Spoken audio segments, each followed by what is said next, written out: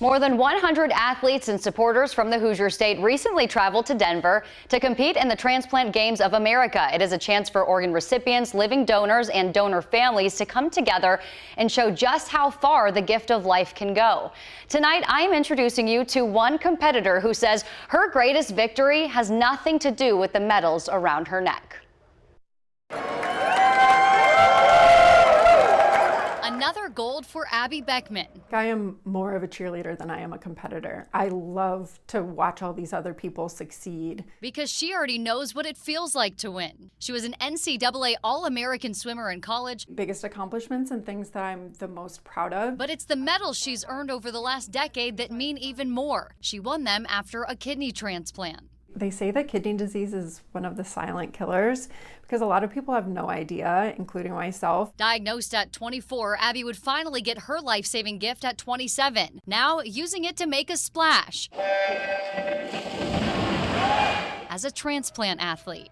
The biggest mistake that you can make post-transplant is not living a very full life, because you have a second chance at it. With her second chance, Abby's competed in the World Transplant Games twice, winning 10 gold medals in swimming and setting 5 World Transplant Game records. Have you noticed a big difference in your body before a transplant and then post and how you compete? No.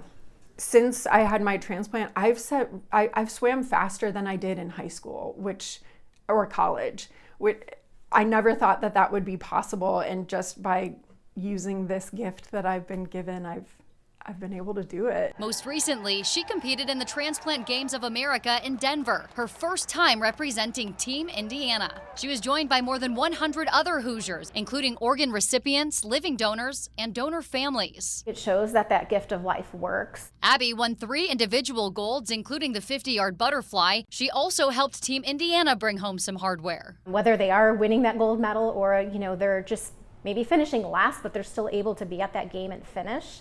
That's because somebody's given them that opportunity. In Abby's case, her aunt was her living donor. This August marks 10 years since her aunt's kidney became her own. I'll never be able to thank my aunt enough, and I'm just so grateful. And while all Abby's medals are impressive, they're a reminder that every race, every record,